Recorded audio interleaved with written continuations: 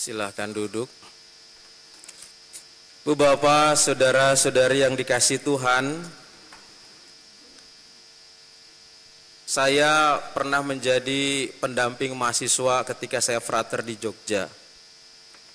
Dan biasanya kalau mendampingi mahasiswa yang berkumpul, ceritanya itu tidak heroik berkaitan dengan skripsi dan kelulusan. Ceritanya itu selalu berkisah tentang perjuangan dari hari ke hari. Biasanya kiriman telat, lalu kemudian juga makan yang telat dan sebagainya. Umumnya mereka itu kalau diberi kiriman pada awal bulan, mereka selalu memberikan daftar atau list tempat-tempat makanan yang terenak. Frater di sini ada yang bagus, ada yang enak begitu ya. Jadi kalau awal bulan mereka itu selalu makanannya rendang, tengah-tengah bulan opor ayam, akhir bulan mereka selalu cari promah gitu ya. Karena mereka sombong di awal dan pada di akhir ketika mereka sudah akhir bulan kirimannya kurang, manajemen keuangan kurang, mereka baru susah untuk mencari makan. Dan biasanya ada warung-warung, warteg-warteg tertentu yang menjadi langganan favorit. Sebutlah ada seorang mahasiswa namanya Amin, bukan nama sebenarnya, dan kalau ada di sini yang namanya Amin, bukan dia. Gitu. Saudara-saudari, Amin ini pada waktu akhir bulan, dia merasa kekurangan untuk mendapatkan makanan. Karena yang pertama adalah jatah bulannya sudah menipis, dan dia harus berkutat dari hari ke hari untuk mendapatkan makanan. Dia bermigrasi dari warteg ke warteg, mencari warteg yang tidak dikenal dan berhutang. Alkisah sudah beberapa warteg yang sudah dia temui, dan hari ini dia mau makan juga. Dan ketika dia sudah mau makan, dia berdoa kepada Tuhan. Tuhan, waktu awal-awal bulan saya punya uang, teman-teman saya traktir. Hari ini saya mau makan lagi di warteg yang tidak saya kenal. Mudah-mudahan ada malaikat baik yang kau utus supaya bisa mentraktir saya. Lalu si Amin ini merasa pede, percaya diri. Kenapa?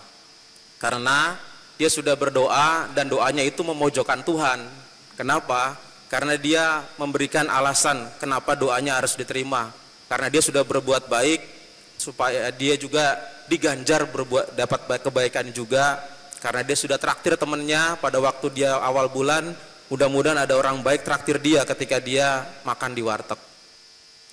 Lalu saudara-saudari, ketika dia mulai melangkahkan kaki dengan percaya diri di siang hari yang terik dan lapar, lalu dia masuklah ke sebuah warteg dan dia duduk, lalu dia menunjuk ini, pelayannya tahu, mengambil semuanya, nasi, ayam, telur dan sebagainya, taruh di situ. Dia makan dengan tenang dan dia percaya akan doanya. Lalu nasi sudah mau habis, telur sudah mau habis, ayam sudah mau habis. Lalu dia masih tengok kanan dan kiri, kok tidak ada malaikat yang diutus Tuhan. Tidak ada tanda-tanda bahwa dia akan ditraktir. Dia ke kanan kiri lagi, matanya menyapu sekelilingnya. Lalu kemudian dia melihat di depannya itu ada orang berpakaian seragam tentara dengan mata tajam menatap dia. Lalu kemudian dia pura-pura makan lagi. Dia lihat lagi, mata tentara itu tajam lagi menatap dia. Ya Tuhan, kalau engkau tidak mengutus malaikat, jangan ngutus tentara untuk mengintimidasi saya, katanya. Terus lalu kemudian dia makan terus. Lalu akhirnya dia sudah mau habis. Waduh Tuhan, ternyata kok tidak ada malaikat yang kau utus untuk membantu saya membayarkan ini. Saya jangan-jangan ini nanti nggak boleh pulang, disuruh cuci piring. Lalu akhirnya mahasiswa tadi itu, si Amin tadi terus makan dan akhirnya minta minum. Setelah minta minum, ternyata tentara tadi itu yang memberikan minumnya. Kaget dia. Lalu kemudian tentara itu sambil dilihat lagi, matanya dari ujung kaki sampai ujung rambutnya dilihat bolak-balik. Lalu kemudian tentara itu bertanya sama dia, siapa namamu, katanya. Amin Pak, sambil terdesak. Dia kaget dan juga takutnya ditangkap gara-gara nggak bisa bayar makanan. Amin Pak, maaf Pak, saya pasti akan bayar Pak. Oh enggak, saya enggak nanya itu. Ini warteg punya saya katanya. Wah tambah kaget lagi, waduh warteg punya tentara lagi, saya nggak bisa makan ini, nggak bisa bayar. Lalu kemudian si tentara tadi, kamu anak mana katanya? Saya anak mahasiswa Pak gitu. Kamu asalnya dari mana? Wah tentara itu kan berbicaranya tegas, dia tambah takut lagi, sangkanya diinterogasi gara-gara nggak bayar itu. Padahal dia belum mengatakan bahwa tidak bisa bayar gitu.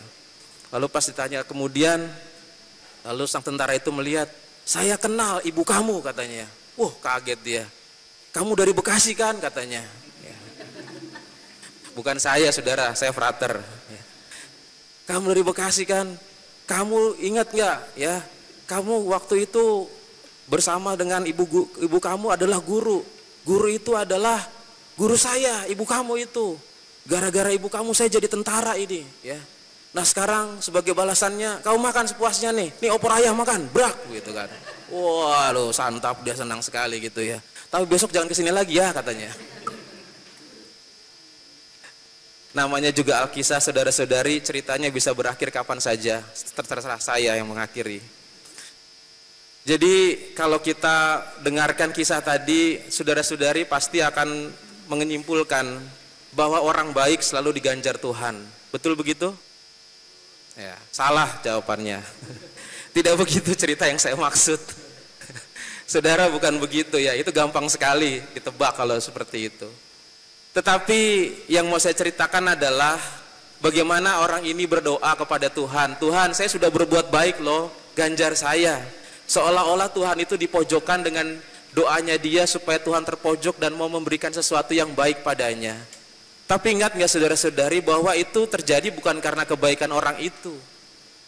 Dia terjadi itu karena kehendak Allah saja, pas kebetulan ketemu tentara yang kenal sama ibunya yang guru itu. Tetapi apakah itu suatu kebetulan? Bukan juga. Inilah yang saya maksud bagaimana Allah itu memelihara hidup orang. Allah itu memelihara itu bukan sesuatu yang bagi kita itu adalah sebagai ganjaran. Saya berbuat ini, maka Tuhan berbuat itu. Maka saya melakukan ini, Tuhan melakukan itu. Pemeliharaan Tuhan itu tidak bisa dilakukan seperti itu. Hak Allah memelihara manusia, itu tentu saja sesuatu yang tidak bisa kita pandang dengan apa yang menjadi keinginan kita untuk memojokkan Tuhan. Allah itu bebas, Allah itu memelihara segala sesuatunya tanpa penuh dengan intimidasi dari kita bahwa kita sudah melakukan ini, itu dan segala macam. Allah itu adalah Allah pemelihara, Allah yang menjaga.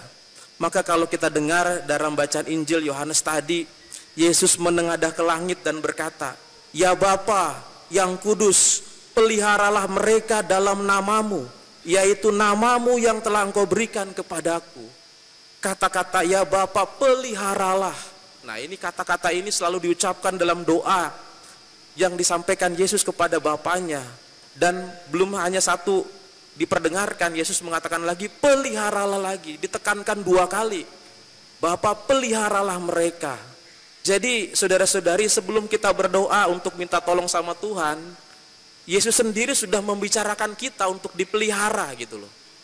Jadi kalau kita dengar doa Yesus ini doa Allah Bapa berdoa pada Allah Putra berdoa pada Allah Bapa atau berkomunikasi. Kalau orang penting membicarakan kita yang tidak penting, kita bangga sekali. Apalagi Tuhan membicarakan kita dan membicarakan kita untuk dipelihara. Tanpa kita sebelumnya berdoa, meminta, Tuhan sudah memelihara lebih dahulu. Sudah membicarakan kita yang tidak penting ini dibicarakan sesama Allah ini untuk memelihara kita. Nah inilah suatu gambaran pemeliharaan Tuhan. Kalau kita bertanya bagaimana Tuhan memelihara kita, Tuhan memelihara kita dan menjaga kita pada hal-hal yang mungkin tidak bisa kita duga. Hal-hal yang kecil-kecil, yang pengalaman-pengalaman yang terjadi dalam hidup kita, Tuhan menolong kita. Dan pembicaraan dalam Injil hari ini mendoakan, Yesus mendoakan kita, berbicara dengan Allah Bapa kepada kita untuk dipelihara. Dan bukan hanya itu, tapi tolonglah jaga, lindungi mereka dari yang jahat. Dikatakan demikian. Tetapi supaya Engkau melindungi mereka dari yang jahat. Dan aku minta supaya dikuduskanlah mereka. Sudah minta dipelihara, dijaga dari yang jahat, dan dikuduskan. Ini pembicaraan Allah untuk kita, orang yang tidak penting. Kalau orang penting saja membicarakan kita, sekelas presiden, DPR membicarakan nasib rakyatnya untuk bisa baik, itu kita sudah bangga setengah mati, sudah senang setengah mati. Ada orang yang penting membicarakan nasib kita. Tetapi ini Allah membicarakan nasib kita, dipelihara, dijaga, dan dikuduskan. Ini sesuatu hal yang luar biasa.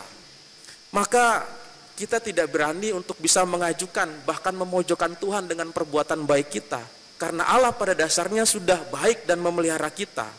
Dan kita pada hari ini diingatkan untuk merasa gembira dan sukacita atas kabar itu. Merasa gembira dan sukacita atas kabar itu apa? Yaitu adalah bahwa kita dijaga, dilindungi, dan bahkan juga dikuduskan. Dikuduskan bukan berarti bahwa saudara-saudari itu menjadi orang yang kudus, suci, dan bersih begitu ya. Dikuduskan dalam artian adalah saudara-saudari itu dipisahkan, dikhususkan. Dikhususkan dari dunia, dijaga dan dilindungi supaya menjadi yang spesial, supaya menjadi yang berharga. Ketika ada sesuatu yang banyak dan yang banyak itu dipinggirkan, sebagian dipelihara, dijaga, maka itu spesial barang itu. Saudara-saudari punya barang banyak, lalu kemudian ada satu cincin yang sangat spesial, dibersihkan setiap hari, dikhususkan, itu dikuduskan, dikhususkan, kodes, khusus, dispesialkan. Kita betapa bangga punya Allah yang demikian. Kita betapa sukacita punya Allah yang demikian. Maka tidak ada alasan lagi bagi kita bahwa Allah kurang memperhatikan. Tidak ada alasan lagi bagi kita Allah kurang menjaga kita. Tidak ada alasan lagi bagi kita Allah tidak memelihara kita. Maka kita perlu menyadari akan kasih itu. Kita perlu menyadari akan kebaikan-kebaikan Allah yang terjadi dalam hidup kita. Kalau kita sudah bangga, kita sudah menyadari akan pemeliharaan Tuhan, maka yang diharapkan dari kita adalah kesetiaan kepada Tuhan dalam berbagai macam hal. Dipelihara oleh Tuhan bukan berarti tanaman itu, benih itu dipelihara bebas dari rasa panas matahari. Bukan berarti benih yang dipelihara itu bebas, tidak bisa mengatasi segala macam duri yang ada di samping kanan kirinya. Dipelihara Tuhan itu berarti bukan bebas dari segala ancaman burung yang akan mematuk. Tuhan memelihara benih itu dibesarkan dengan panas terik dan ada batu-batuan, dan bahkan juga dia harus bisa survive dari burung sehingga dia bisa bertahan dengan kuat. Tetapi Allah memeliharanya. Memelihara bukan berarti kita enak-enak lalu kemudian diam saja. Allah memelihara kita dalam berbagai macam perjuangan hidup kita. Maka dengan menyadari itu, kita diteguhkan dan dikuatkan untuk selalu setia, berdoa, dan percaya akan rahmat Tuhan yang selalu hadir bersama dengan kita di tengah-tengah kita. Saudara-saudari, tentu yang membuat Allah memelihara kita pertama-tama bukan karena apapun yang ada dalam diri kita, bukan apa yang terjadi dalam hidup kita, bukan karena amal kasih dan sebagainya. Ada seorang anak melihat tukang balon yang membawa balonnya warna-warni. Ketika balonnya itu punya warna-warni yang menarik, lalu kemudian si anak itu bertanya kepada tukang balon, "Pak, balon itu kalau saya pegang dan saya lepas terbang nggak?" "Terbang dong." "Yang warna merah?" "Ya terbang." "Yang warna kuning juga ini?" "Terbang." "Yang warna biru bisa terbang nggak?" "Bisa." "Yang warna ungu bisa terbang nggak?" "Bisa." Lalu kemudian, oh berarti semua warna-warna itu, kata anak kecil itu, bisa terbang semua karena warna itu. Tukang balon mengatakan bukan karena warna-warni itu balon itu bisa terbang, tapi balon itu bisa terbang karena ada gasnya. Anak kecil diterangkan tentang gas tidak tahu, tapi saudara-saudara yang saya ceritakan pasti tahu. Karena ada gasnya. Orang atau kita semua dipelihara sama Tuhan, dikasih Tuhan, bukan karena apa yang kita lakukan, bukan apa yang kita buat, bukan apa yang menjadi segala sesuatu yang bisa memojokkan Tuhan, atau bahkan juga bukan karena latar belakang kita, tapi karena di dalam diri kita ada Tuhan Yesus yang setia kepada kita dan kita setia kepadanya. Tanpa kita setia pada Tuhan Yesus, maka kita tidak bisa terbang. Dan disitulah Yesus mengajukan kita kepada Allah untuk dipelihara, dijaga, dan dikuduskan. Maka marilah kita setia pada Tuhan Yesus dalam suka duka hidup kita. Tuhan memberkati kita. Amin.